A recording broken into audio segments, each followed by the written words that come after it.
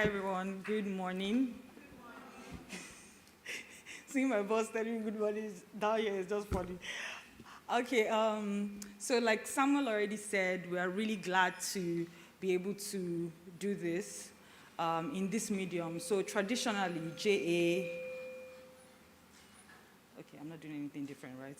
Okay, so JA and Prudence Foundation have partnered together to empower young people across Africa to teach them financial literacy skills, basically to own their future, right? So one of the issues, how many people remember the pandemic, 2020, you couldn't go to school? How many people? And that was a nice time, right? You didn't have to go to school, right? You are nodding your head. Let your teacher see you. So basically, because of that, and I know while you are home, you're able to watch TV, yes? Exactly. So this is one of the reasons why we created the show. So rather than going into the school, during lockdown, we could not meet you, we have decided to create a TV show, to show it on YouTube and on TV so that you can learn and engage with your parents in an educative content. So basically what we are doing here today is to show you a bit of the show. I'm happy that a lot of people are already engaging with it. When you engage with the show today, I hope that when you go home, you're going to share the show with your parents and get them to watch it with, and also engage with us on Twitter and on Facebook. So that's it from me, and have a lovely event, and I hope you are impacted as we definitely hope it will impact you. Thank you.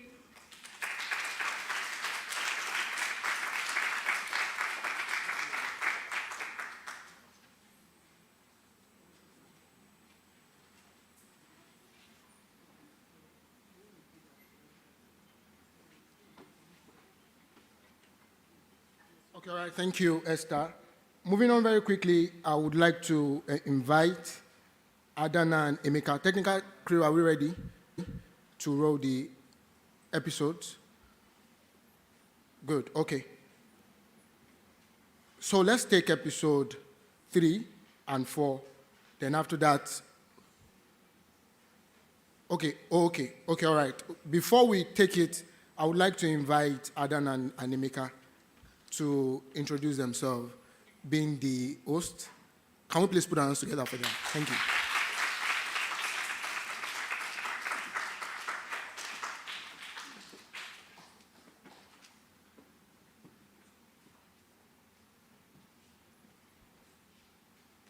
Good morning, everyone. Thank you very much for coming. My name is Adanna Okoli, and we are both the host of the Cha-Ching Money Show, which we also spend a lot of time writing and creating for all of you, so we hope you enjoy it. I'm currently in my first year in university. I'm currently in secondary school. And these are the things we wish that we knew when we were younger. And so we hope that you're able to learn something from this and enjoy the episodes and participate in the activities. So when you're our age, you'll be a lot more knowledgeable than we were. The first episode that we're showing you is episode 3, and it's about entrepreneurship. The next episode we're showing you is episode 4, and it's about saving. And these are both very important skills for young people and people of all ages to have. So pay attention, enjoy it, and we'll ask some questions after. So make sure that you know what's going on.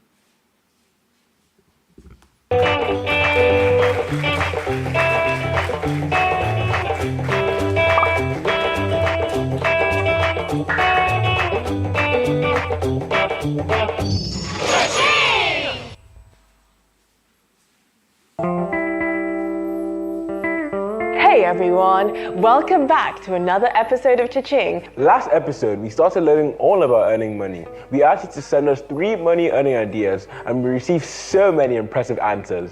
Yeah, it inspired me to even do a little bit of brainstorming myself to come up with more ways to earn money. What about you? What did you get up to? I spent my weekend playing games on the Cha-Ching app. It was great because it teaches everything we learn on the show, but as a game, so it was basically the most fun method of revising ever. Oh, I wish I'd had time to play. I had a look on cha-ching.com and the game has so many money-making tips and suggestions. Speaking of money-making ideas, Adanna, have you ever wanted to start this? I've thought about it, but I don't really know how. Sounds complicated. Yeah, I've always wanted to start a business that sells houses. You mean like a real estate company? Exactly, and I'll name it Emeka Housing Limited. Wow, such creativity. But if I want to start a business, what does that make me? An entrepreneur. A what? An entrepreneur. It's a French word, but I think Justin from Cha-Ching will be able to explain it better than me. Let's ask him. And after the video, some of our friends are coming to join us and help us learn. Justin, who's that? It's Carrie Lee. She's one of the best businesswomen in the world. What does she do? Oh, lots of things. She's an entrepreneur. Does that mean she's French? No, she's got lots of ideas. A bit like me. I've always had this knack of making cash in different ways. Simple things so time-consuming as long as it pays. All I did is put my head to it, bring ideas to life. It ain't easy all the time, it takes determination and drive. To be an entrepreneur. Our French word it is for someone who shows initiative. Entrepreneur. He could be, she could be, we could be, you could be an entrepreneur. You're wondering where it all began. How on earth did I get here? With employees, began with a single idea. Looked around, put my ear to the ground, never used the words cannot. Then I made a plan because I understand what it is that people want. He is an entrepreneur. It's a big word for sure, but it's simple at the core. Entrepreneur. He could be, she could be, we could be, you could be an entrepreneur. An entrepreneur makes the best of things, turns wants and needs into happening. An entrepreneur dreams sky high, brings ideas to life, and can make them fly. An entrepreneur is super clever. Make a buck from any endeavor. Just close your eyes and visualize. You are an entrepreneur. A French word it is for someone who shows initiative. Entrepreneur. He could be, she could be, we could be, you could be an entrepreneur. What you need to start on your business path is a vision and self-belief. Then work out what you need to succeed. Save the hassle and the grief. A business plan where you want to land and the tools to get you there. How much will it cost? Profit and the loss. Be original with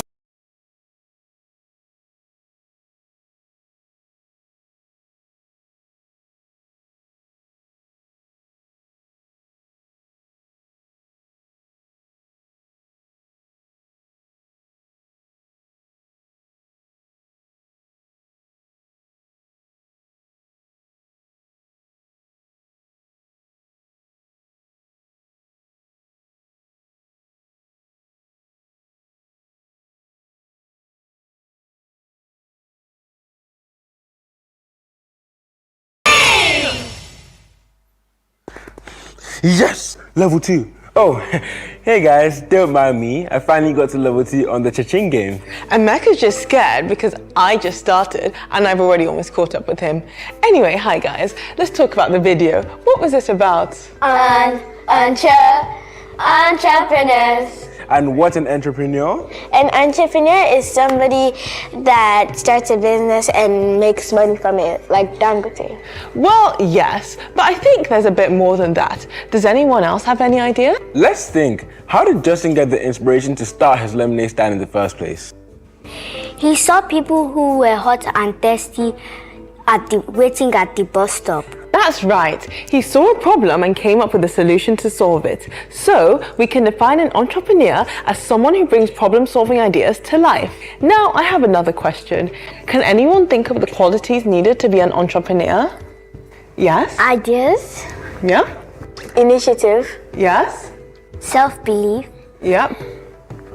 Business plan. Yes. Great answers, guys. But before we go further, someone mentioned a lovely word, initiative. Do we all know what this means? No. Initiative means doing things and making decisions without someone telling you what to do. Someone with initiative is an independent thinker and doer, like Justin with his lemonade stand. You need ideas and initiative and self-belief and a business plan to be an entrepreneur. Exactly. Why don't we practice some of that problem solving by playing a little game? Yay! Our in-studio guests are going to see a set of scenarios on the screen and take turns with coming up with business ideas to solve them. So our first scenario here is children having no one to look after them in the afternoons. Yeah, Annalie? I think kids offer to babysit them. That'd be a great idea. Very good idea. Well done. So for our second scenario, we have neighbors not having enough time to wash their cars. I mean, look at that. Can anyone think of how they could help them out? You could set up a car wash. Business, yeah, I think they definitely need that. So for our third scenario, kids not having nice snacks to eat during break time. Make a big sale. I'm sure they'd love that. Good one. And for our last scenario, old people not being able to leave the house to go shopping. You could create a digital app for online shopping. Episode, we asked you guys to suggest 3 ways you can earn money. Now this time, if you want to take it one step further, we have just the program to help you develop your idea into a business. Junior Achievement Africa has a program called JA Deep, which stands for Digital Entrepreneurship Education Program, and it teaches young people like you practical steps to becoming an entrepreneur. Free! Thanks to the support of organizations like Cees Foundation and Boeing. You know, I heard that the Tomorrow Foundation was supporting translation of JA Deep into French, so I might take that course to keep things interesting, you know? Yeah. And that's it from us today, guys. Remember to subscribe to our YouTube. Thanks for watching, and I hope you join us next time for even more money growing tips. Bye! See you next week!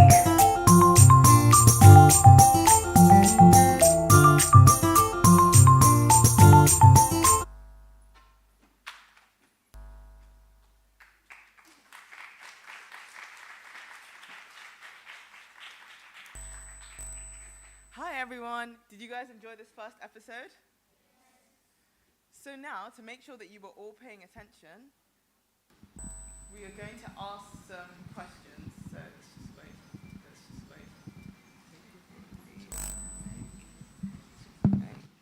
Thank you. Okay. All right. First question. Who is an entrepreneur?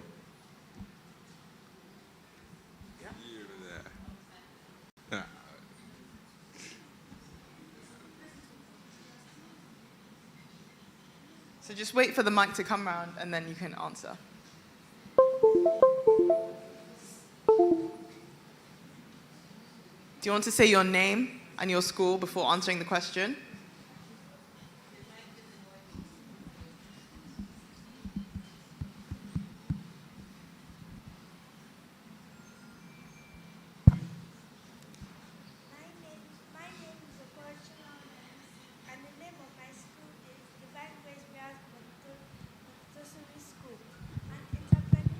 Someone that starts up a business, and it's also someone that sees people and solve their problems. Very, very good answer. Everyone clap for her, please.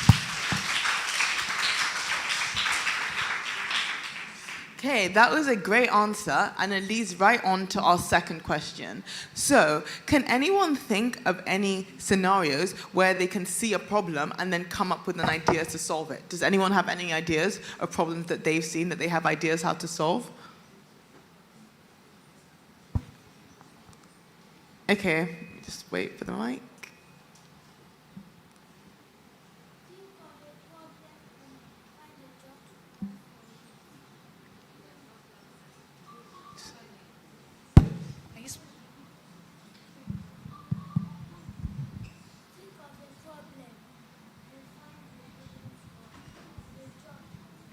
Yeah, that's right. That's exactly what entrepreneurs do. So does anyone have any real-life examples of problems that they'll be able to solve?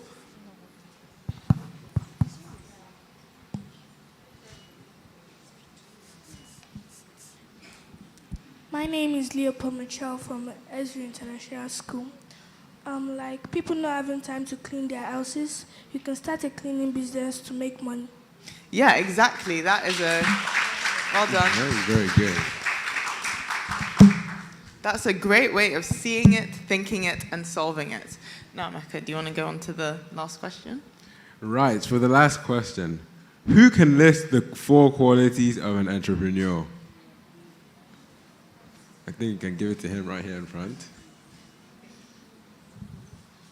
Ideas, initiative, self-belief, and business plan.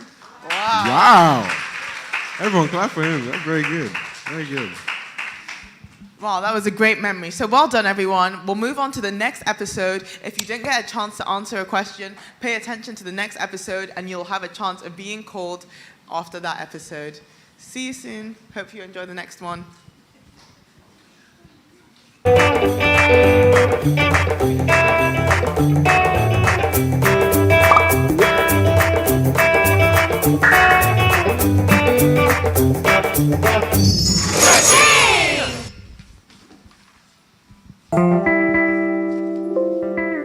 Hello everyone and welcome back to today's episode of Cha-Ching. As usual, we're pleased to discuss last week's entrepreneurial challenge. We saw some inventive problem solving, including car washes and Zobo stands. Exactly. You guys were really innovative. You really followed the see it, think it, solve it process. So Emeka, what was the business idea you mentioned last week? Have you started working on it? Well, you know how ever since we mentioned on episode 1 that we're taking a gap year? Mm-hmm. Well, many people have written to me and asked me how to take a gap year. So, I was thinking, wouldn't it be fun to start a business that curates exciting holidays and summer experiences for young people like us? I'm surprised. That actually sounds like quite a good idea. I know, right? Problem is, I did some research on what it takes to start a business and you need startup capital and you don't have any money. Really? But you seem to have so much money. Every time I see you, it's like you're always eating some snack or wearing something new. Yeah, but that's because snacks are so cheap and anytime I pass my favorite store, I can't resist a cheeky little bite. Well, if you combined all the money you spent on donuts and cookie and trainers this year, you'd have more than enough for your business. If you want something, you have to save for it, duh. Saving? Ew, why would I want to do that? Saving money now is the only way you're going to be able to afford to start your business later. I thought a so-called finance guru would know that. Didn't they teach you anything in your internship? But saving takes so long. To save for my business will take weeks or months and that just sounds so boring. Saving is only for adults, so maybe that's why only adults start business. Don't be ridiculous. Saving is for everyone. It's one of the best ways to help us reach our financial goals. Just ask Prudence from Cha-Ching. Hi, Prudence. Hi, Bobby. Prudence, you're always talking about saving for something you want. You have a picture of it, and then it seems just a few weeks later, you will have it. How come? Well, I make a plan to buy the things I want. A plan? I wish your plan could work for me. I like working for my money and I work pretty hard. Put out the bins, clean up the backyard, but at the end of the day I go round the bend. My money's all gone, it's become a trend. You like working for your money, you work real hard. If you're not aware, you'll be caught off guard. Word on the streets, you spend it on treats. Now your money box is looking bleak. How do I grow money, grow money, grow money, grow? Keep your spending habits at bay. Don't need to spend it straight away. Don't wanna blow money, blow money, blow money, blow. For a short while, set a goal.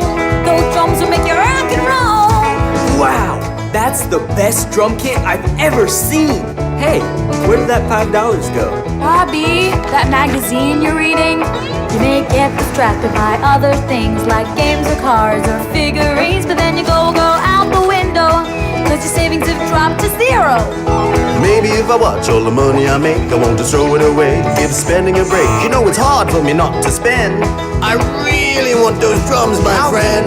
Grow money, grow money, grow money, grow. You'll be better off financially if you don't spend all the cash you receive. Don't want to blow money, blow money, blow money, blow. Show your parents you can do it, and all your friends there's nothing to it. Thanks, Prudence. I think I've got it now. You're saying if I choose not to spend all the money in my pocket, then my savings will grow until I can afford to buy the drum kit I really, really want. You got it, Bobby. I like the sound of that. Saving for something's a good lesson to learn. A penny saved is a penny earned. Set your goal for the long and short term. Then you'll have some cash much to burn. I set a goal, and now the drums are mine. Held on to my money, and then over time I watched it grow when I left it alone. And now this drum kit's my very own. Hey, Prudence, your plan really does work. Now, what shall I save for next? See, Emeka, I was right. You are just like Bobby. You have the exact same spending problem. Ha ha ha. Anyway, thanks to Cha-Ching, I know how to get my startup capital. So, what method did She always came with a jar of lollipops. And I always said to myself, like most of us, we would want to devour and eat as many of those lollipops in one day. But then I remember, I think the second time, I thought to myself, why do that when if I have a tub of lollipops that could last 30 days, I could take one to school every day and savor the sweetness for 1 month instead of just one day.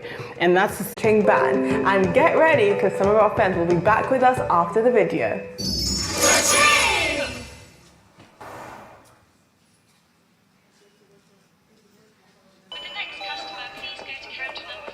Prudence, how come you're such a great saver? Zool, there are ways your money can work for you. Not just you work for your money.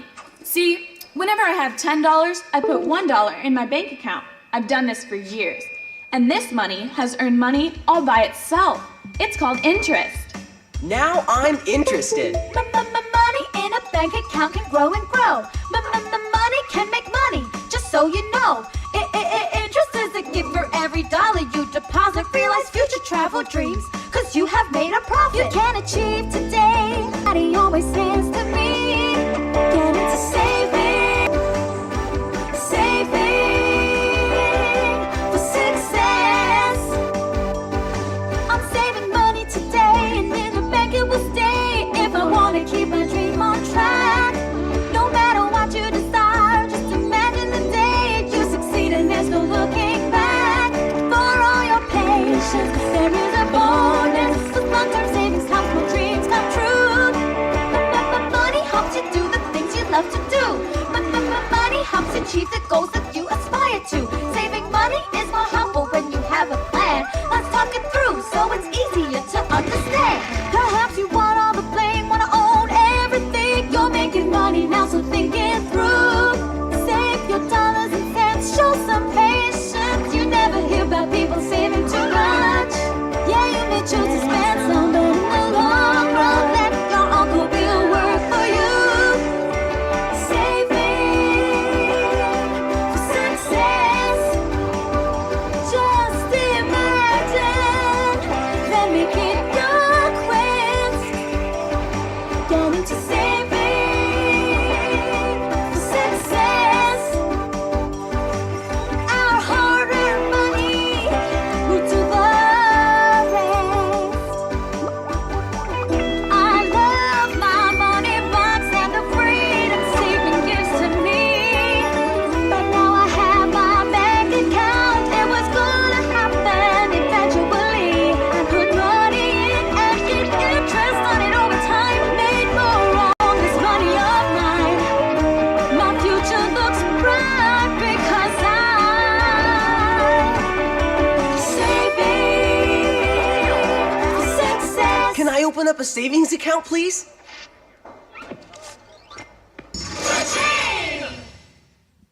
Okay, and we're back. That was interesting. Yeah, I learned so much. Having a savings account seems like such a clever way to grow your money. Exactly. I'm literally standing here earning money right now as we speak. So kids, what's it called when you leave your money in a bank and it grows? Interest! And did you know that there are 2 different types of interest? No! When I worked in a financial advisory firm, I learned interest and compound interest. So, simple interest is as its name suggests, simple. The amount of interest earned stays the same each year because only the amount of money you originally saved earns in 100 Cha-Ching dollars in the bank. After the first year, I'll have $105 in the bank account. The 5% is the interest.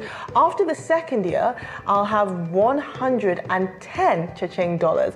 $5 of interest from the first year, $5 of interest from the second year, and the 100 I originally invested. An example for compound interest is if you deposit 100 cha-ching dollars in a 10% annual interest account, you will receive 10 cha-ching dollars in interest after a year. Compound interest is interest earned on interest, so you earn 10% on 110 in year 2. Now, let's go into a quick game to see if we really understood this. How does that sound? Sounds fun! Alrighty, for this game, the kids will be giving a sum to calculate simple interest. A sum will be displayed. I went to university, I studied business and management for my first degree, I studied development economics for my second degree, and today I'm an author, I write books, and I create TV series. So I turn my book into a TV series that is now airing on Netflix. It's called The Smart Money Woman. And I've just finished, producing season 2 of the show, and it's just interesting to see how everything that all your experiences, your things that you're passionate about, things that seem very silly even to your parents, right? They all add up. So I'm saying to you that if you want to learn how to earn, you have to learn what your strengths are. You have to learn about yourself. What am I good at? What are the things that come naturally to me that don't come naturally to other people, right? And how can I hone these skills? Because what's ultimately going to make you great is your ability to apply your skill set to the opportunities or the experiences that life presents you with. The next thing is also financial discipline. When I was young, one of the things that my mom did that I thought was very helpful was when I was going to boarding school at 10 years old, she gave me this exercise book and she said, listen, your pocket money every term, at the end of the term, I want to be able to see what you spent it on. So you need to be able to submit. If I gave you 10,000 naira this term, at the end of the term, it needs to balance. And at first I thought she was joking, and I just used to phone it in at the end of every term. And then one term I did not write down what I spent my money on, and she made me forego my pocket money, the following term, and that was punishment. It was a lesson for me. My parents always, talked about saving, and they made me save from a very early age, and started having money conversations with me from a very early age. But what I realized about financial discipline is that we're all innately a certain way, right? So you like things. We want to buy things. When we associate money with buying things. So it's all well and good for people to teach you about financial discipline and for you to actually learn that habit early on. But it's very important for you to learn about self-awareness very early on. What do I like? What do I not like? So that from when you're young, you're very clear about where you want your money to go, as opposed to where your parents want your money to go, where your friends want your money to go, where society wants your money to go, because you're going to be watching TV, you're going to be learning, you're going to be sold so many different things, right? And being influenced. Who knows about crime? Who knows about crime? The truth. Okay, so there's this thing that's being advertised to kids and telling them that they're going to have superpowers and they're going to be popular, in school, like if they drink it. So I'm saying to you, you're going to get a lot of marketing, right? But don't let society, your parents, your friends dictate what you want your money to do or who you are. Decide from a very early age what your interests are. Decide from a very early age what you like, not what other people like, so that you're not easily influenced, right? I would say it's important for you to focus on your interests and the things that you're passionate about, because the sweet spot in earning is going to be when you get to a place where things you're passionate about, the things you're naturally good at, and what people will pay you for meet at an intersection. And imagine if from a very young age you've already figured out the things that you're good at, and you focus on mastering your skills in those things and becoming great or the best at it. Who knows Serena Williams? Who watches tennis? Okay, so Venus and Serena started learning how to play tennis from a really young age. And every time I think about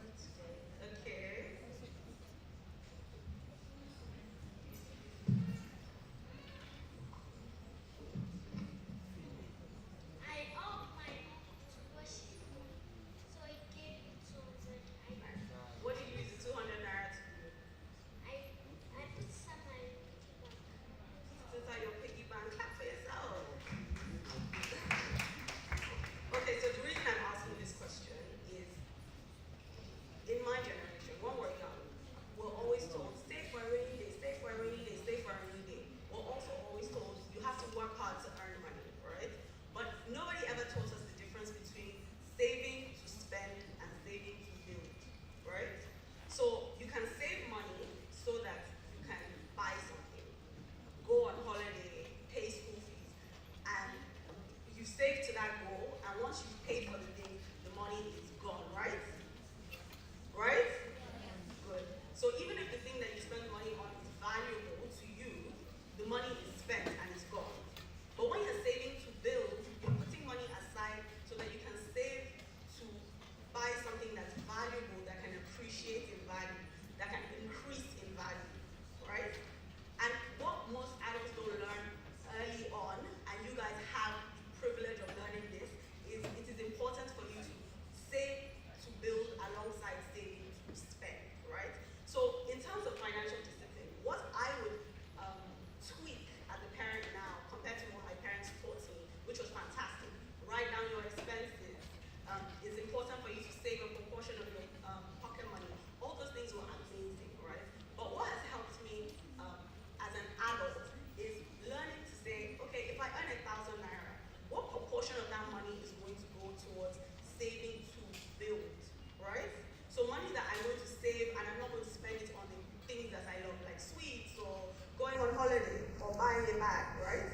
What proportion of my money is going to go towards saving to something that I actually want, like buying a gift from my mom, right? And what proportion of that money is going to go to other things, that are important. But knowing the difference is very, very, very important, right? Who has ever failed at anything?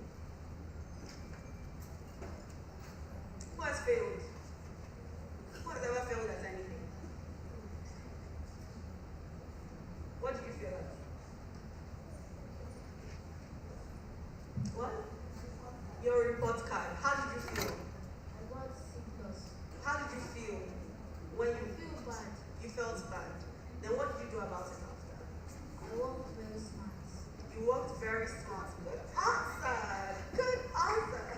I love that. So, one of the most important things that you're going to have to learn about money and earning and being an adult and being financially independent is that failure is going to happen, right? There are going to be good times and there are going to be bad times. But you see those skills that I was saying to you that you have to learn like early on, you have to figure out how to master your skill set so that even when things are bad, even when you fail, you have something to come back to use to leverage. I'm using too many words. To use to apply them to the opportunities that life presents you, right? It's important from a very young age for you to learn about resilience, for you to learn how to fail forward, right? What else did I tell you? Yes. Your friends. Who's sitting with your friends? Great. So look around you. One of the biggest things you're going to learn about money and being an adult, right, is that your network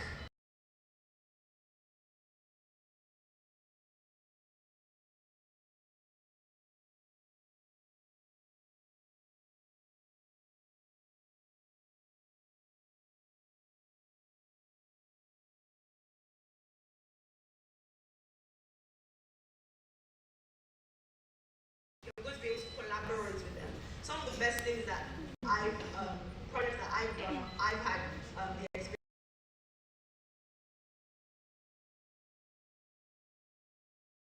Very, very special guest. I found my friends who have weaknesses where I have strengths, or have strengths where I have weaknesses, and we've collaborated to compete, right? So it's very important for you to start knowing your friends, knowing the circle that you have around you, and seeing how both of you guys can help each other, to make money. Any questions?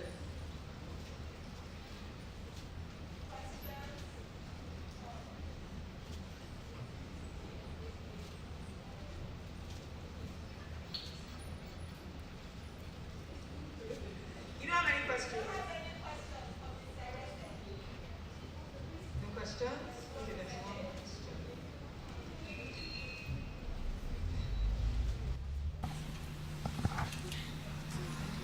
What inspired you to be the founder of Smart Money?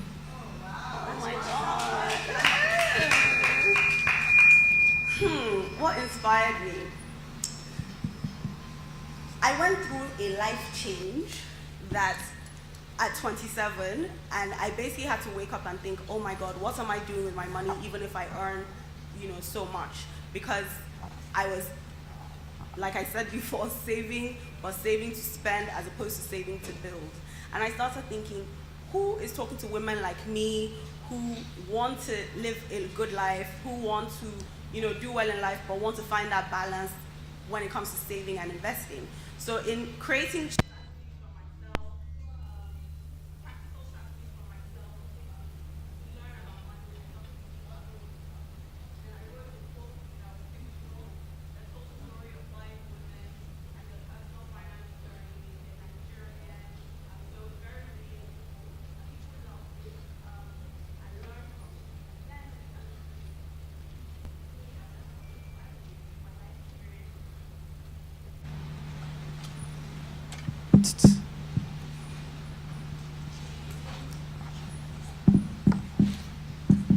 My question is, why do people love money so much? When they say that money is the root of all evil. Why do people love money so much? Why do people love money so much when they say that What money do you love most? What do you like most? Like if I wanted to give you a present or something, what's the thing that would make you happy the most? Shut up. A puppy. A puppy. A puppy. I like that answer. A puppy. How much is a puppy? I don't know. You don't know. Very good question. Now, the reason that people love money is because for you to go to school, for you to live in the house that you live in, for you to eat out, for you to buy chocolate, for you to be able to buy a puppy, you need money. That's why people love money. So money determines the choices that you have in life. It determines whether you take the bus to school, or whether you drive in a car, or whether you walk. It determines the type of food you are able to eat, right? It determines the kind of travel that you are able to do. So money is important in giving us choices. That's why people love money. What if we save and our mom collects it? What will we do? Oh my God, I love this question. I love this question. Let me tell you something. For me, I'm very good at helping my daughter save her money. I'm always borrowing from her savings. But she has started charging me for borrowing from her savings, right? So maybe have a conversation with your parents about what I just taught you. Daddy, mommy, this 5,000 naira, I want to be able to put 2,000 naira of it in my bank account, and I want to be able to buy something with 3,000 naira, right? But that 2,000 naira, please, I would like to be seeing my account balance, right? I would like to be able to have a part in making decisions about my money. I want to know what my balance is, and I don't want to know when you spend it. You can try that. Another trick that you should try is one of the biggest lessons that you can learn in life, right, is how to sell. They don't teach us this thing early enough. But in life, if you're going to be successful, if you're going to be great at anything, you have to learn how to sell. You're constantly trying to either negotiate with people, you're trying to convince people to do things, you want to build your influence. So your ability to influence people to move for you, right, is a way of selling. Your ability to sell yourself or sell your vision so that in a way that other people can engage with it is a way of selling. And you're going to need this skill at every point in your life. Whether it's you're applying for a job and you're trying to convince them to pick you out of 100 people, you're selling. Whether you're pitching a business to investors and you're saying, listen, I want to raise capital for this business, you're selling. So start practicing now. Use your parents. You see how we all have wants and needs, right?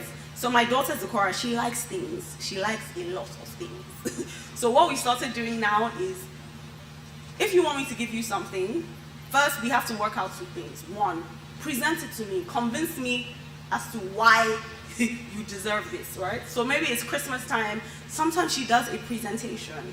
like a full PowerPoint presentation to say, listen, this year, mommy, I got good grades. I got how many certificates in school. I did XYZ in sports. And so I feel like at Christmas, I deserve this. It's her ability to convince me that will determine whether she gets, that present. But what I think is interesting about that is practice. Even if your parents say no, you're learning about how to deal with rejection, right? Which is something that you're going to face in the world a lot, right? So I think it's important for you to go home and start practicing with your parents. Start negotiating with them. When you ask them for something and they say no, find another way to say it to see if they can say yes. Even if they say no, you're learning. You're learning a skill that you need to master for life. All right. Can we give a round of applause for Mrs. Arese? How many people learned something? Even at my age, I learned something. I can negotiate with my boss right here. Arese just taught me something. Okay, so we'll just be moving. No, I'm not asking. Put your hand down. No, I'm not asking any question. She's done, don't worry. So now we'll be moving on to the panel discussion. So basically, we're going to have conversation.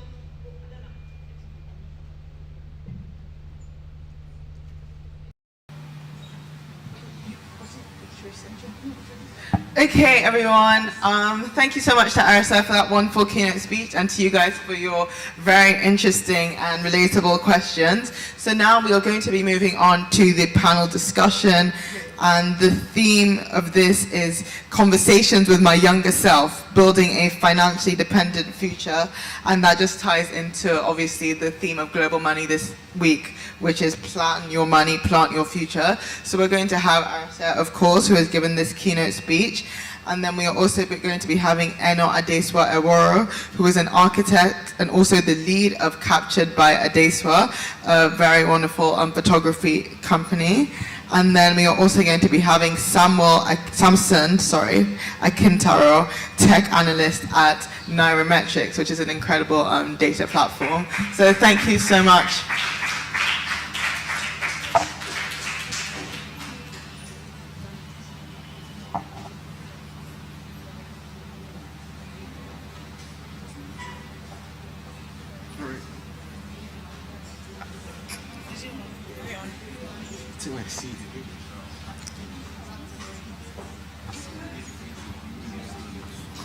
Does anyone notice they're all wearing black? How? We didn't plan it, to be honest. Okay. Yes.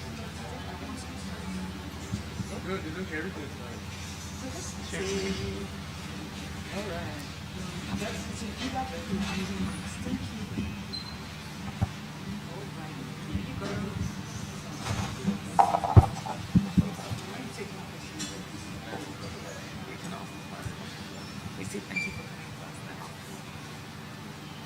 All right. Firstly, thank you so much for being here. Thank you so much for coming. Can everyone give them a round of applause once more?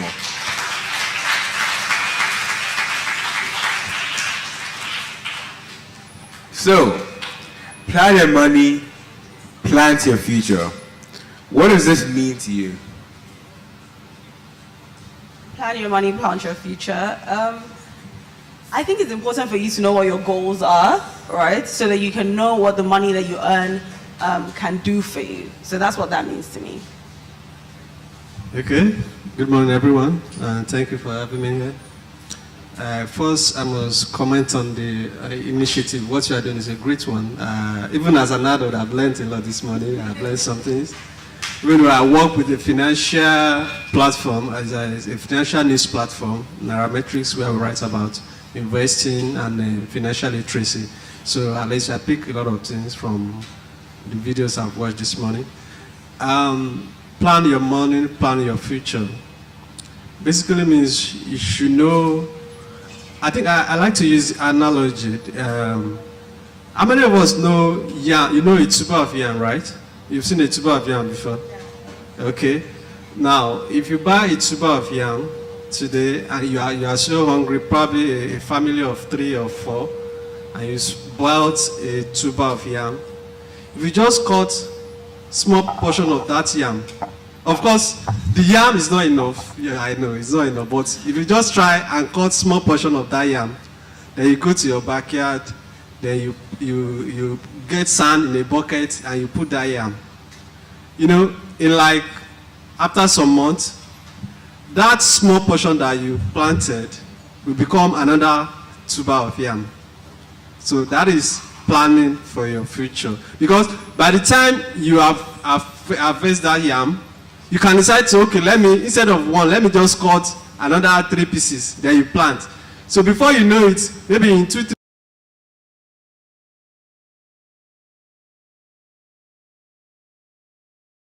if you plan with your money, just like we've been told about savings, if you try to save a portion of your money, of course the money is not enough. Like economics says, our wants are unlimited.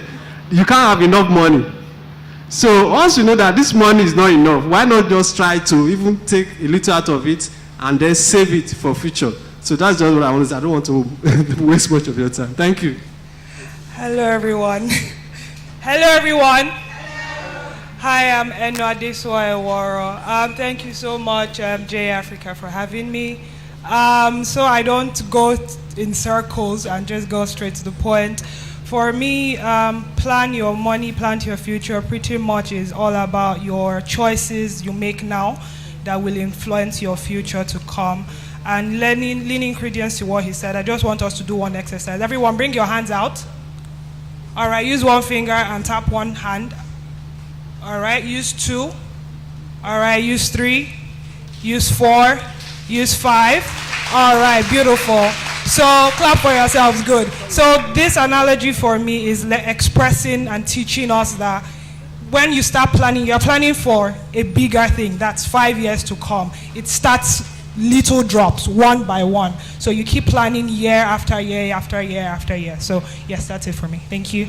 Thank you very much. These are some very interesting responses and some great analogies and examples. So obviously, as you've seen, the show is about financial literacy. But why do you think it's so important for people at an age as young as this to understand money and financial literacy? I think for me, it's because from a very early age, we're not taught in any formal framework how to keep money or grow money. We're not taught in... what you're experiencing today is a privilege, because when I was growing up, you're not taught in primary school, secondary school, or even university how to manage your personal finances. You're just taught to figure it out when you get a job.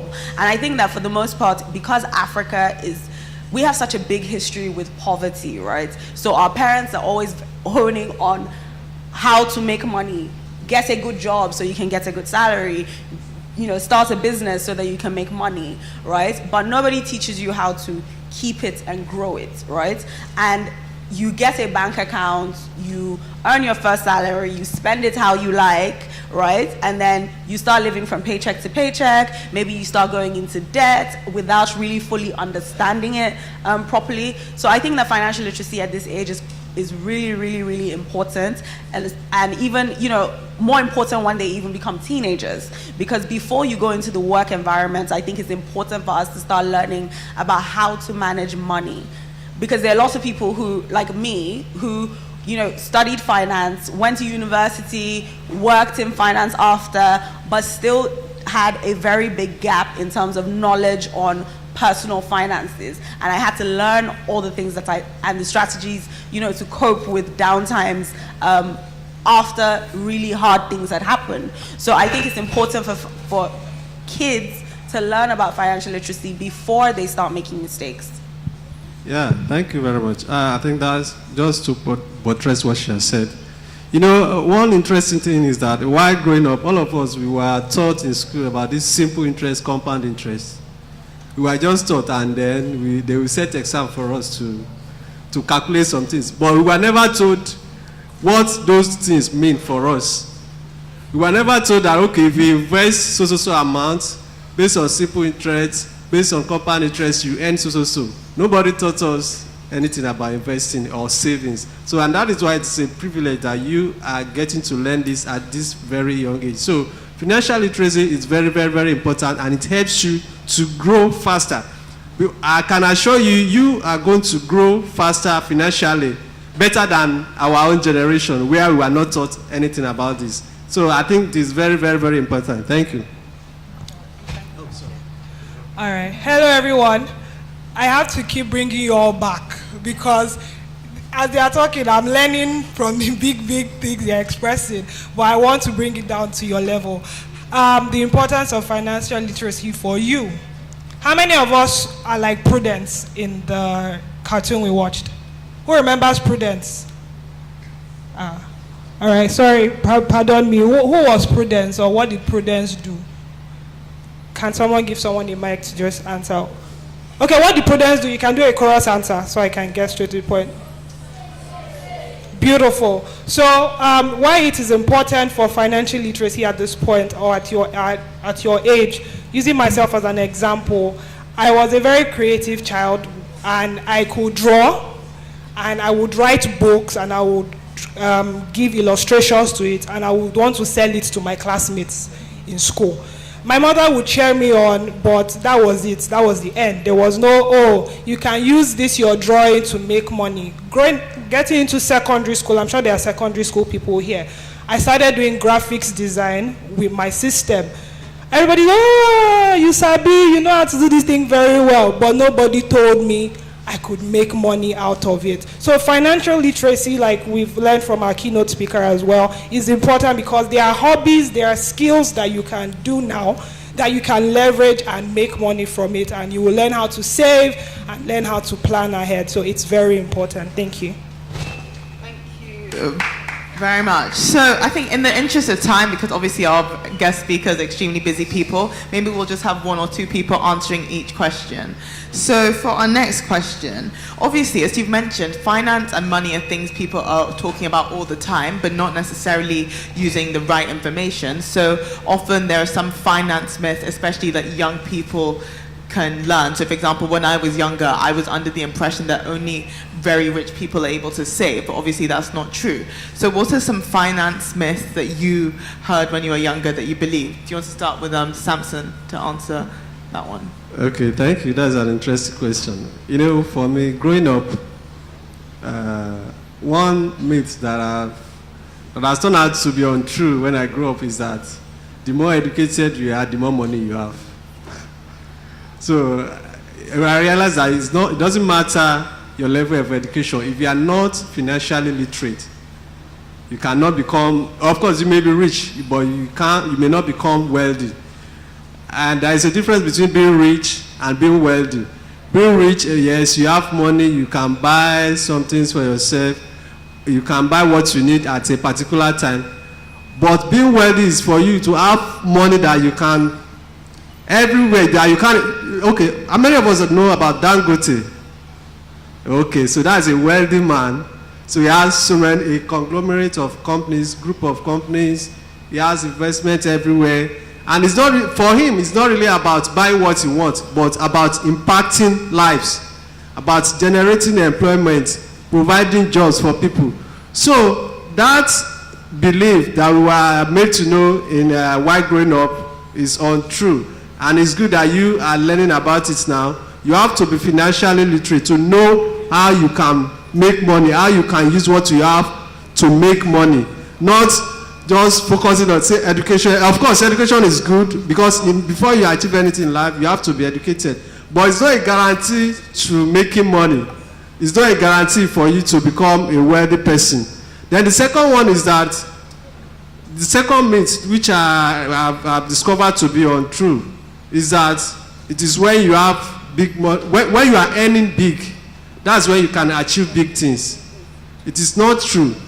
These days, you can see someone selling pure water, building a house, while someone that is earning 1 million naira per month is renting a house, is living in a rented house.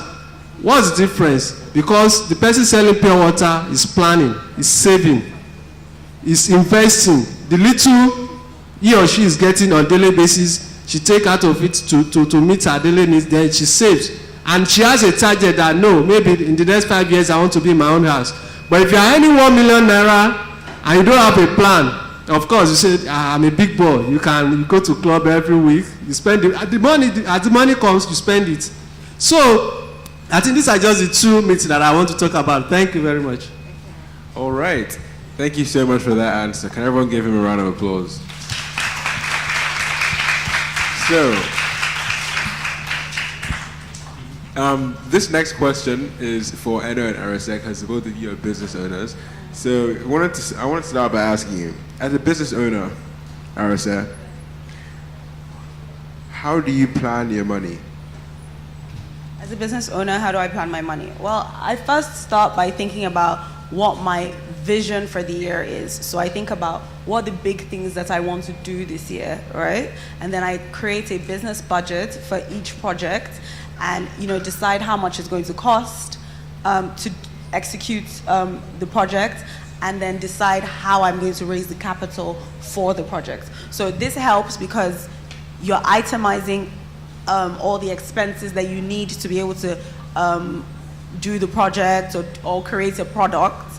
And then you're also projecting what you can sell it for, projecting what your revenue is. So it's important to start first by thinking about what the big picture is. What is my vision for my business this year? And break it down into smaller projects or smaller products or services, and then decide how much is it going to cost me to operationalize this project or product, and how much can I possibly make from it. So that will help, to make your financial decisions throughout the year. Thank you. That was a very good answer. Also, I wanted to ask you, Eno, did you ever struggle with financial management when it came to when you were starting a business or managing a business? In all honesty, no. I've always been a prudent child. I don't spend as much, but I do a lot of saving.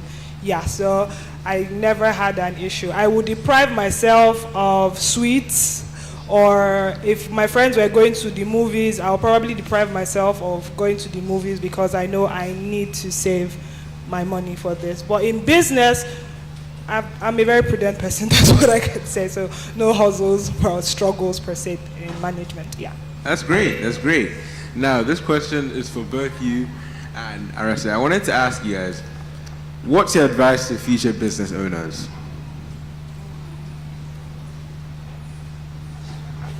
What's my advice for future business owners? Especially in this climate, you have to be financially fearless. You have to dream big dreams and realize that it's possible to execute them regardless of what is happening around us in the economy and all of that. My daughter, when Thames won a Grammy recently, my daughter Zachora said to me, she's like, "Mommy, why are you so excited? Like, I don't get it. She's talented. So obviously she was going to win a Grammy." And then I realized that when I was younger, even if my parents always encouraged me to dream big dreams and said, "Oh, Arese, you can do anything that you want," as an African child, as a Nigerian child, there was sort of a ceiling in my mind for what I could actually do. So something like someone that we know, or a Nigerian child like winning a Grammy, or a Nigerian musician winning a Grammy, was something that seemed absolutely impossible when I was my daughter's age. But because she's the age she's in, and with technology and all the beautiful things that are happening, she's seeing Africa rise in real time, and she doesn't understand, the limitations like somebody like me would have, right? So I think it's important that we dream big dreams, that we see that regardless of the obstacles and the problems, that Africa's time is now, and businesses who are able to play on a certain level are going to win. Thank you. Thank you so much, Arese, for that question. Pretty much, I'll just build up on that because that sums up my answer as well. It's believing that everything is possible. Anything you think of is possible, irrespective of your financial status. It's possible, and that's as a result of my parents as well. They always encouraged me and made me believe that I could do anything. I studied architecture. When it was time for me to start photography, I got my my two parents are always on opposite sides sometimes. I got from my dad that, how would you do 6 years of architecture and you want to do photography? And I got my mom saying, you can do both actually if you want to. And just letting young people who want to go into business or anything know that you can do it. Dream it and you can do it. Have people, a community of people at young age, have older uncles or aunties or teachers who can counsel you in areas, and I believe you would get it done. Don't be limited by anything. Don't look at this other person that, oh, this person has done it because their daddy has money. You can do it because you have a greater thing. You have your imagination, you have your mind, and you have your vision. Thank you. Thank you so much. Everyone, please round of applause for that amazing answer. All right. So, Samson, I have a question for you. Why and how can parents help their children be more financially literate? Yeah, thank you very much for the question. You know, I think parents are like the first teacher, and they are the first teacher that the children get to meet before they even start schooling. So I think parents should encourage their children to save. You know, of course, we know they are not working, but every one of us, you've seen an uncle or an aunt or any family member visit you and dash you money. If someone dashes you money, what do you do with that kind of money? Save. So this is what parents should teach their children. You know, there are some parents that will say, okay, they give you money, go and buy ice cream now, go and buy this, go and buy that. No, so we should let our children know that whatever money that they have, they should learn to save. Yeah. Even if you also teach them, even when you get money for refreshment, going to school, of course, there are times that you may spend everything. But you also learn our parents should also teach our children to be able to at least, once in a while, spare a part of it. Yeah. Don't eat with everything that you are given. So, and I think if every parent tries this, all our children will be financially literate. Thank you. Yeah. Sorry, I wanted to add to that. Exactly. Can we really all add, quickly? I think? So I think that we live in a society where a lot of people know the price of things, but they don't know the value of things. And especially when you're in primary school and you're easily influenced, or secondary school, and you're seeing people buy this or do things that maybe your parents don't want to do at this time. But you know the price, but you don't know the value of things, right? And teaching them the relationship between working hard and earning money.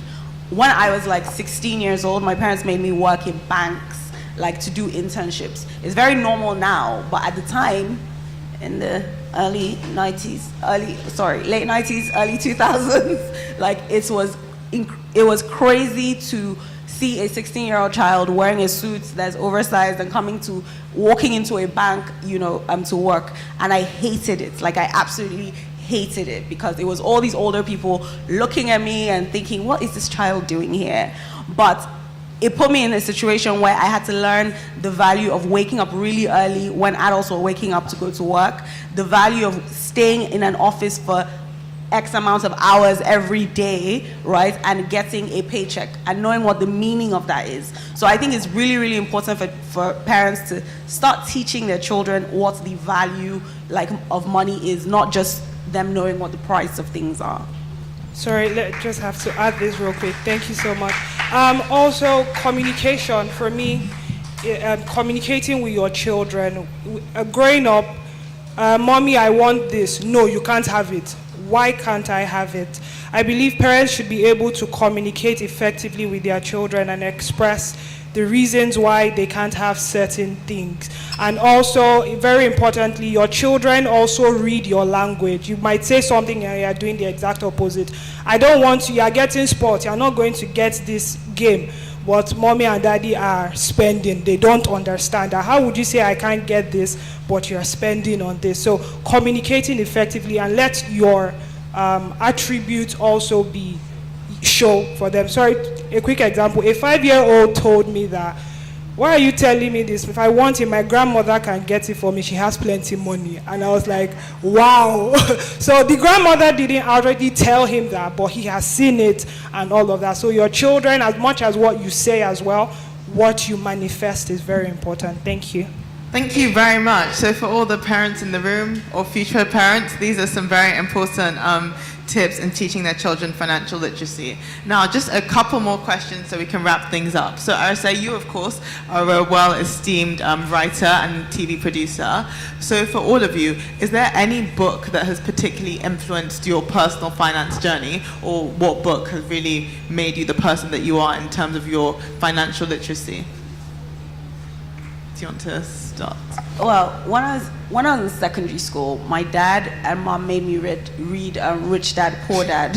And I feel like I read that book several times throughout my life. And at different seasons, the things that I learned meant different things. So it was almost like you had a deeper understanding of it as you went through the seasons of your life. So that book was very, very instrumental. But one of the reasons that I wrote my book was because when I was coming up and as an adult trying to learn about personal finance in a Nigerian context, it was hard because there was not that much information about Nigerian problems. There are things about student debt loan problems, European problems, American problems. We don't have credit cards here, so a credit card problem is not something that is interesting to me. So I started researching, thinking about how do we put these personal finance tools that help everyone else in an African context in a way that African children can understand.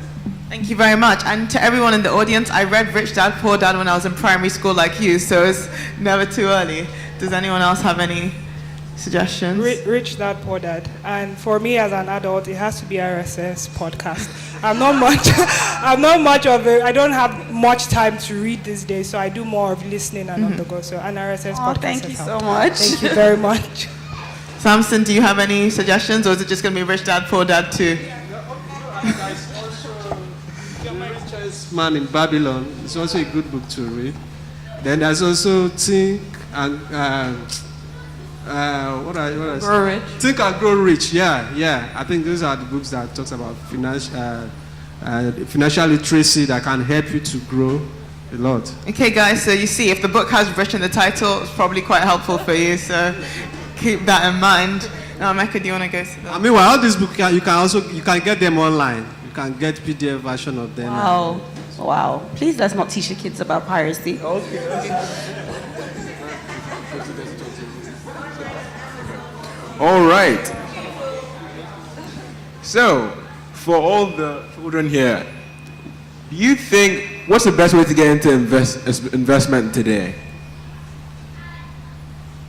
Or just to get into investing in general? I think Samson can answer that, right? Sorry? What's the best way to get into investing today? Like, how do we start investing? What should we start with? The best.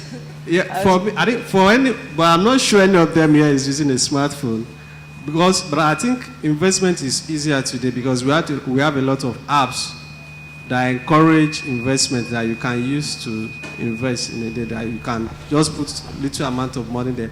But that is at the stage where you start using smartphone. You have the likes of Carrywise. You have a number of them that helps you to invest. You just put the money there, they invest it for you, and then you can also monitor how your investment is growing. So I think tech has made it a bit easier now. So that's just what I want to say. Okay, so I would say tell your parents to invest in stocks, and I'll tell you why.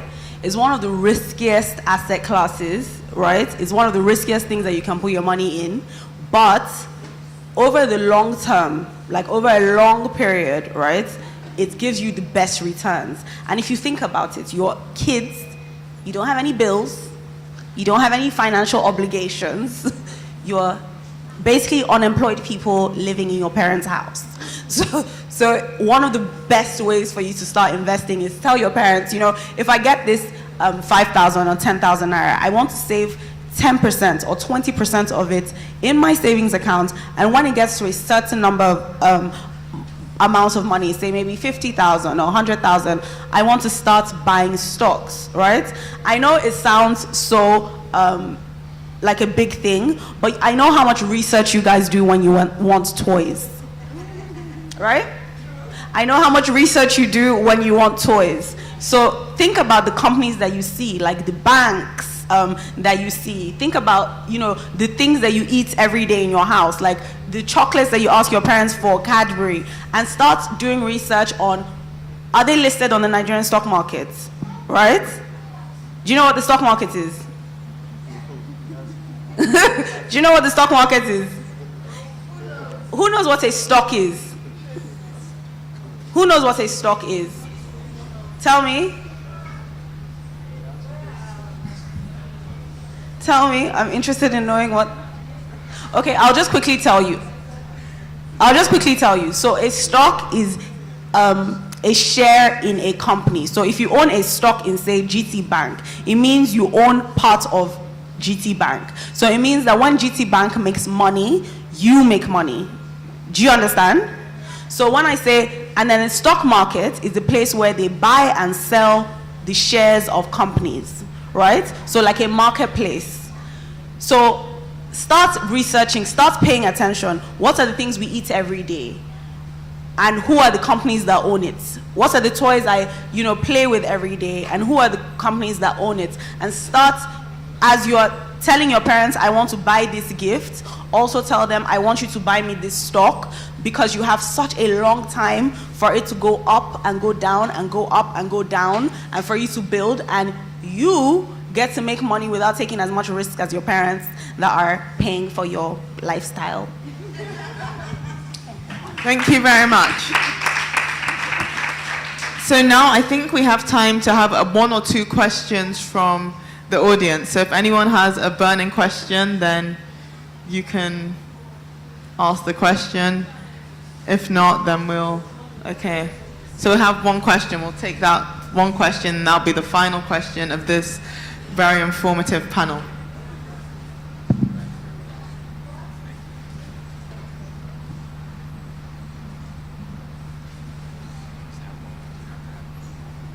What is financial interest?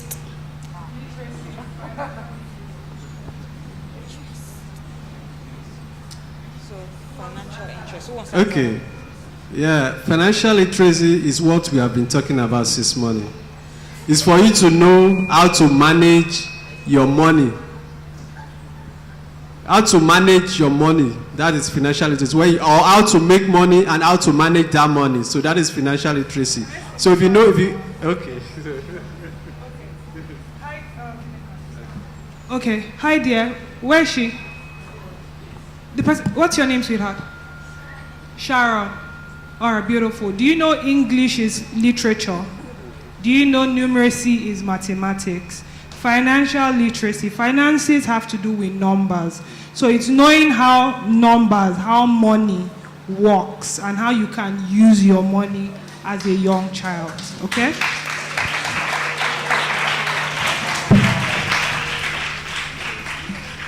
Wow, let's just give a big round of applause for all our speakers, for our lovely hosts, Emeka and Adanna, for our keynote speaker, Arese, for our lovely panelists.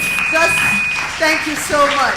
Round of applause. So if you take anything away from here today, what is the one, let me first ask you, what is the one key thing that you are taking away from here today? Do you have mics? Do they have mics? I want to hear, what is the one thing that you are personally, don't teach me what I've learned. You personally, what are you taking away that you're going to tell your mommy and your daddy when you get home? This is what I learned today.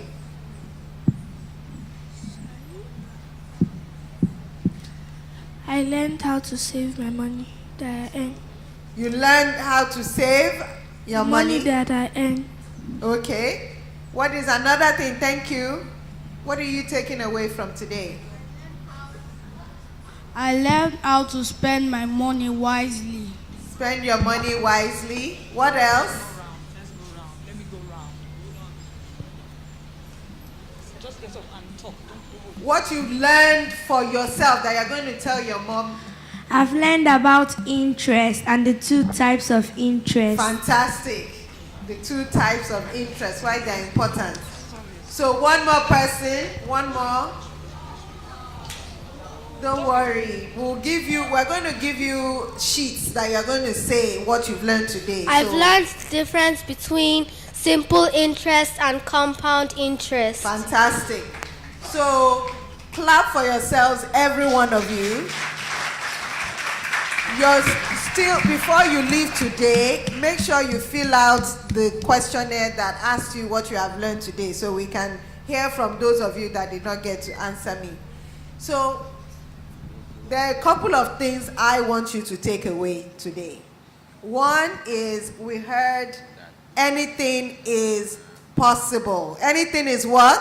Possible. Anything is what? Possible. So if you go and tell your teacher today that tomorrow I want to be president of Nigeria and they laugh, what will you tell them?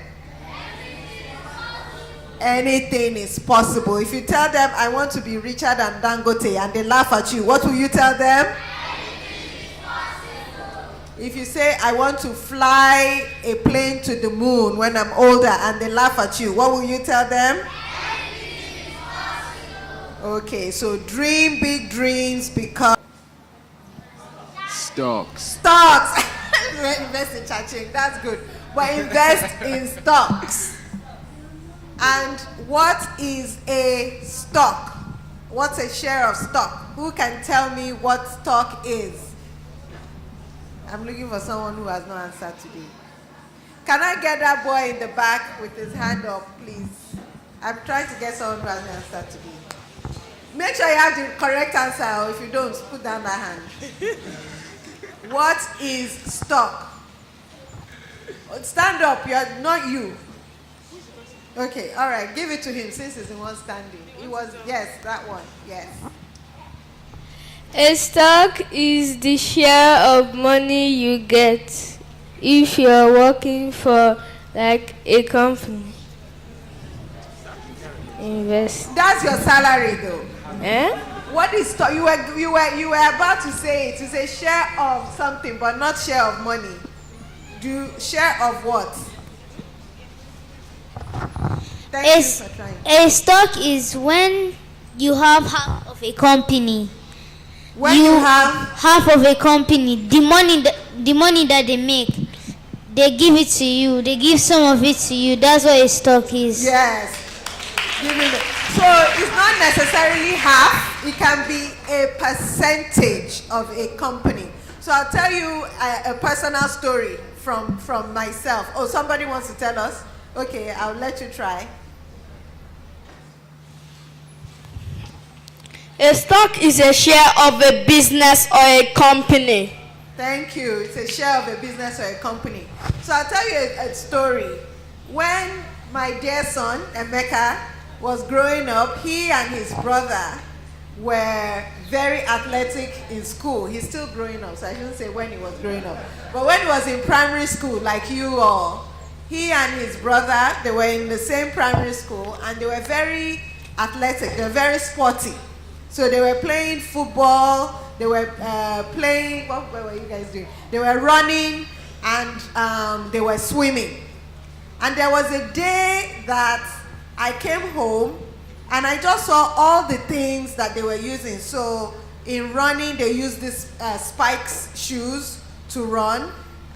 Football, they use the football cleats. My other son, his brother was a goalkeeper, so he had his goalkeeper gloves. You know, in swimming, they had all. So I saw all of it laid out, like I think they had cleaned out their sports bags, and everything was laid out. And it all had that Nike swish, Nike. And I was like, goodness gracious, Nike gets so much of my money. It's time I own Nike. And I went online and I bought stocks in Nike. Please give me a round of applause. Because I was just like, look at goalkeeper gloves, cleats, everything, Nike. So it dawned on me that I am giving so much money to this company. It's time for me to be an owner. in the company. So one of the things you should learn from today is that when is your birthday and your parents ask you, what do you want for your birthday present? You should say what? Stocks. And you have learned from our dear Nairametrics that you can now go online. There are different apps. Tell your parents when you get home, you're going to sit them down, you're going to school them. That mom, you know you have a smartphone. You can go and get some apps like Bamboo and all these different apps that let you buy stocks.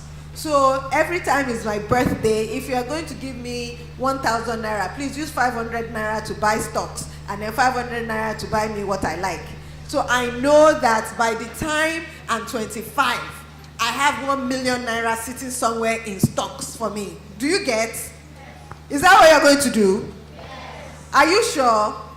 Okay. So they will know that my child went to a session and they learned about how to make money because they have become investors from today. So again, I want to say thank you very much for our panelists. Please give them a round of applause. Thank you very much to our host. You know, our host came from school. One is in university in the UK, one is in secondary school in America, and they both came just to see you today. So give... And our panelists are very busy people and they came to spend their morning with you today. So please take this very seriously. When you go home, start keeping a journal, a notebook for yourself about your dreams, what you want to be, what do you need to do to get there, what do I need to study, where do I need to go, all those things, how do I need to save, so that you can remember that today, the 24th of March, 2023, you started your financial literacy journey, okay? All right, thank you very much, everyone. I also want to thank the team that put this together, the JA Africa, JA Nigeria team. Please give them a hand. Everyone that worked on this, Samuel, Toby, everyone, where are you guys? There you are. Our dear Esther here, please give her a round of applause, please. Everybody, Felicia, everyone, thank you so much for putting this together. Thank you, everyone. Please, what are announcements for... Esther, come and tell them what's next. Okay. Announcement. Okay, please join them. All righty. Did everybody enjoy that? Yes. Okay. Yes, anyone of them, yes. Okay, so how many people filled out the pre-survey that was given to you? The questionnaire, basically, right? So they're going to give you another one, but we're still going to watch one last episode after the panelists head out, and then from there we would administer the post one so as to know what did you learn.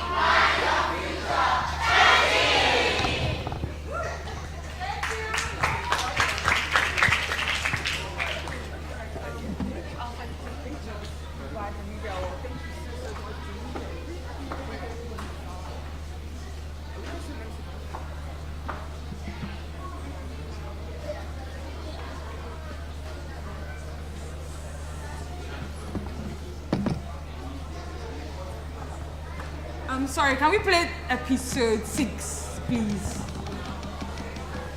So last episode, and then we are almost done. How many people want to eat? Okay. If you answer the questions, yeah, I'll give you a special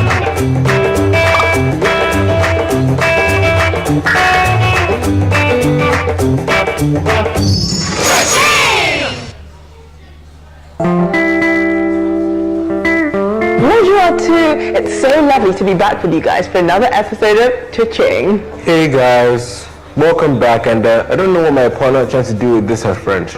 Anyway, last time we were here, we asked you guys to send us stories about bank accounts, and you certainly didn't disappoint.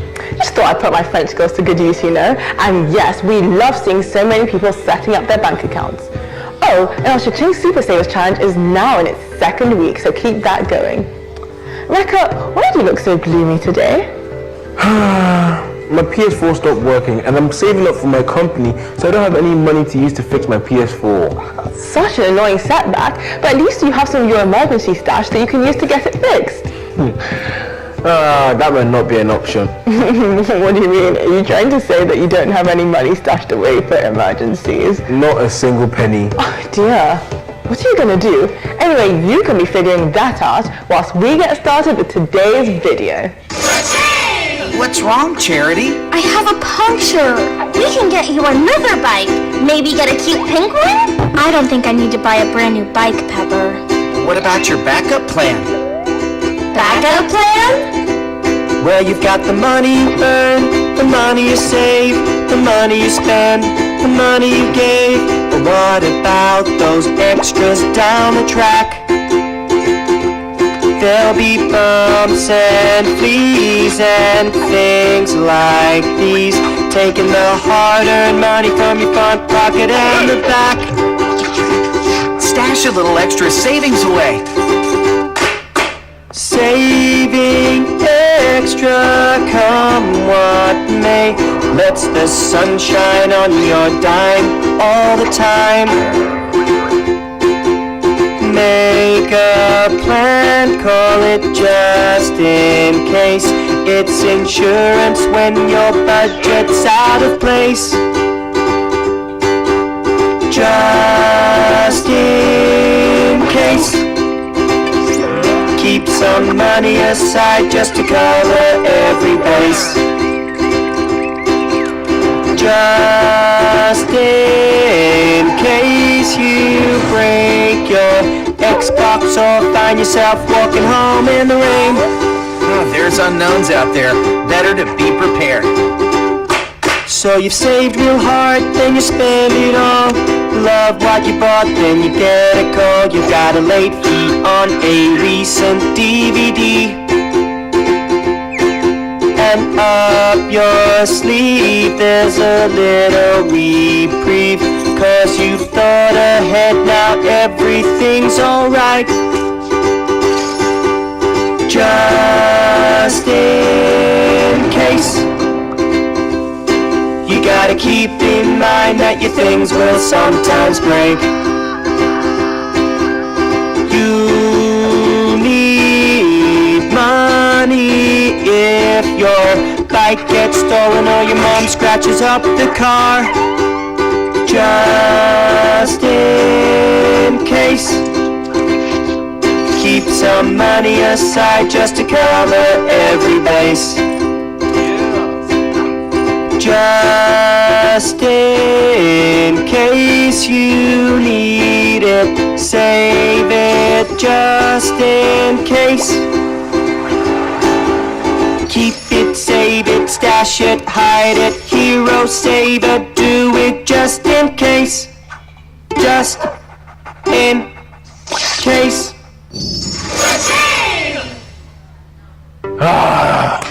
I wish I'd seen that video a couple of weeks ago. That would have saved me so much stress. Well, now you know, and maybe next time you could even get insurance on something as important to you as your PS4. Yeah, but isn't insurance only for important things like hospital and car? No, insurance is just an amount of money you set aside for accidents or emergencies, but instead of putting it in a bank, you just pay it to a company, and if anything goes wrong, like your house catches on fire or your PS4 breaks, then the company will pay for the damage. So I can get insurance for my PS4? Yeah, there's insurance for everything these days. House insurance, travel insurance, life insurance. Taylor Swift even got her legs insured, so I'm sure you'll be able to get PS4 insurance somewhere. Wow. I thought I knew about insurance, but it seems like there's so much more to learn. Oh, there most definitely is. So if you're watching this at home thinking, wow, I want to learn more about insurance too, then it's your lucky day, because we have a special guest from Prudential Zenith Insurance here to answer all of our questions. Hello Isioma, thank you so much for being here today. Before we start, please can you tell us a bit about who you are and what you do? Okay, thank you for having me. My name is Isioma Olowu. I'm the Chief Commercial Officer at Prudential Zenith Life, and I'm happy to be here. We are so glad to have you here. So tell me, what is insurance and how does it work? So insurance is basically a company guarantees to an individual or another company that they will compensate them should any kind of unfortunate event happen. So something very bad would happen to the individual or to the company. So a loss or a damage, or unfortunately maybe someone passes on. So they guarantee that they will compensate that person or the company, and in return for a specific payment, which is called a premium. Thank you very much. So, what are the most common types of insurance? So it spans across different spectrums. So you have life insurance, which is what my company is into. There's health insurance. There's also insurance that has to do with covering the house that someone lives in.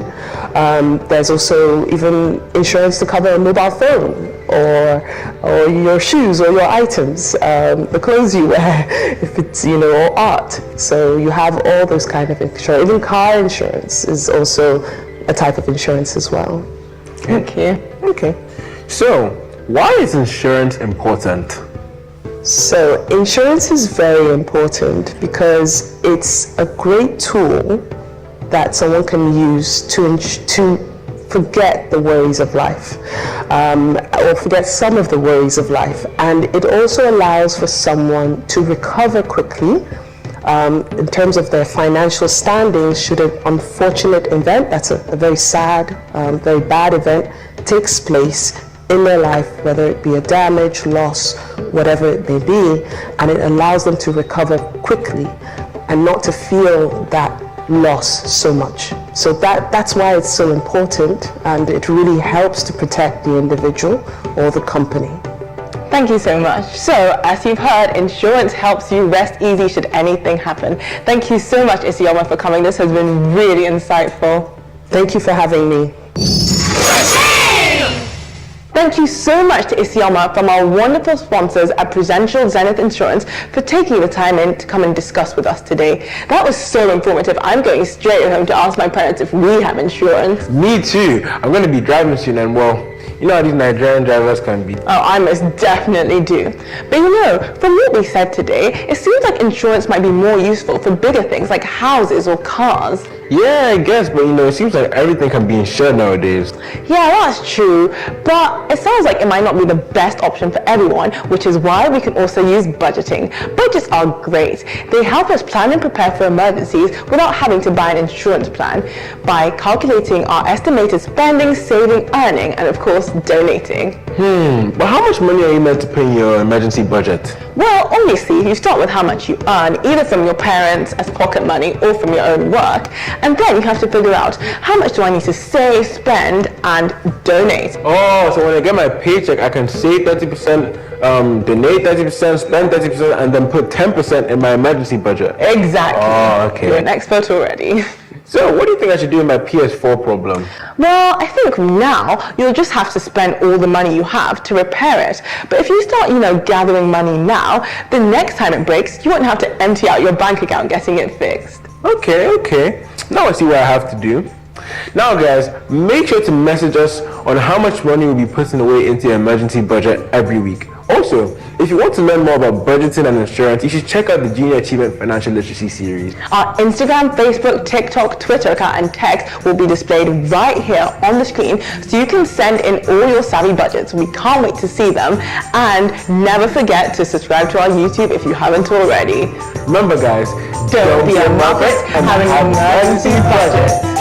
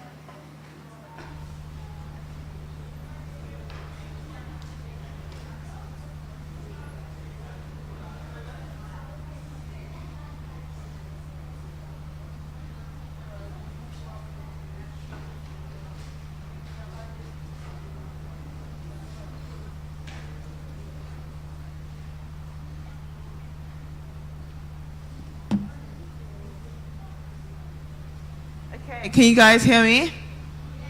Okay, guys, so how did you find the last episode of today, episode 6? Did you guys like it?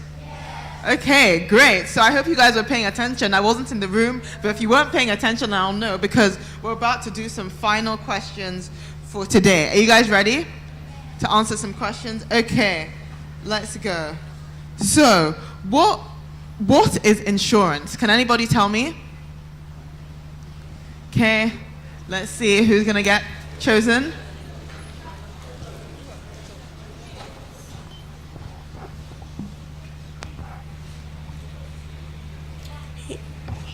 Insurance and money you set aside for accident or other emergencies. Exactly. So you give your money to an insurance company, and if anything goes wrong or there's any emergency, the insurance company will be able to make sure you're fully protected. Now, can anybody name some types of insurance? What are some examples of things that you can get insurance for? So when they call you, say one, not 2 or 3. Everyone say one thing so that everyone will have a chance to answer. Phone insurance. Yeah. Life insurance. Yes, your life is very valuable. Do you want to go to the other side of the room? Let's see. What else can we get insurance for? Health insurance. Yep, because medicine can be very, very expensive. Car insurance. Yeah, you have to keep your car insured because if it breaks, you might get stuck. I don't think you guys want to get stuck anywhere. Mobile insurance. Yeah, so that's like phone insurance. Any other types of insurance that people haven't already said? House insurance. Yes, your house is a very, very important place, I think. So, okay, Do we want one more type of insurance? Make sure it's something that they haven't said before. Burglary insurance. Yeah, that's also true. You can have burglary insurance on your house or your car or anything. Okay, now, this is, I think, the final question of today. So get ready to put your hand up very quickly and give the correct answer. What is budgeting? Maybe we'll have a few answers depending on how it goes. Does anybody know what is budgeting? I think he really wants to answer. Over there.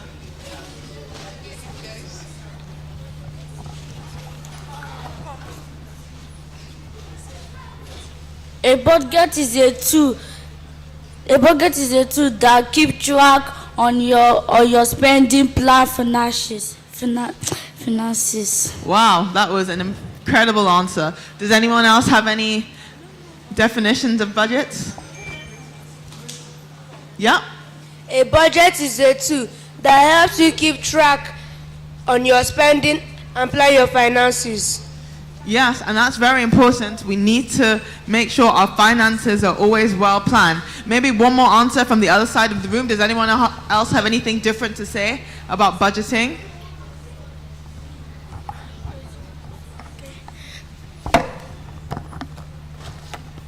Budgeting is when you keep your money aside for something else in the future. Yeah, so you can budget a certain type, you can have an emergency budget.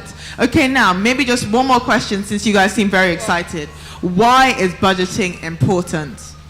Now, think before you raise up your hand. Don't just raise it up without thinking. Plan before you answer. So tell me, why is budgeting important?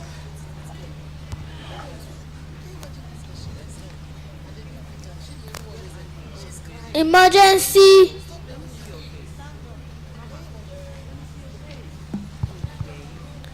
Emergency is for when someone is sick. The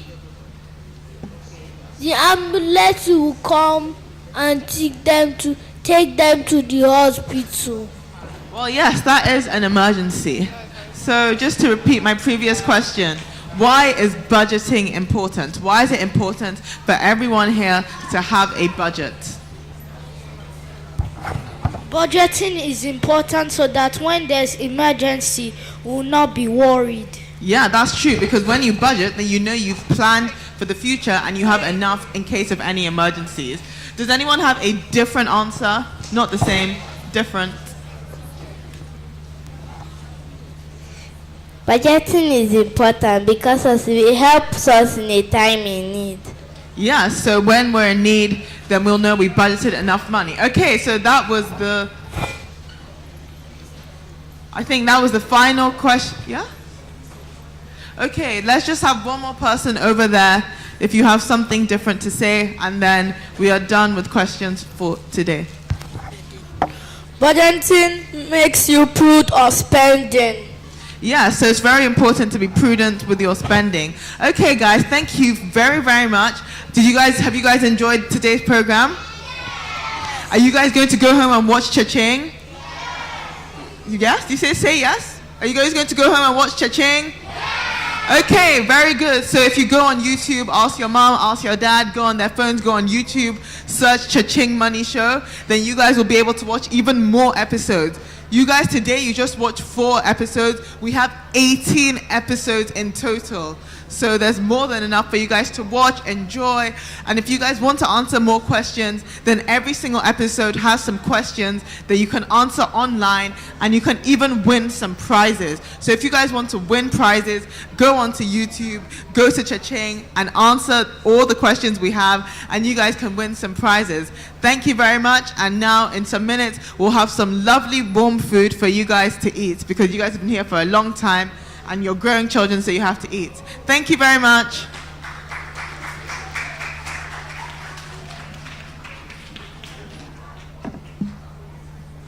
All right, thank you. The post survey is being passed.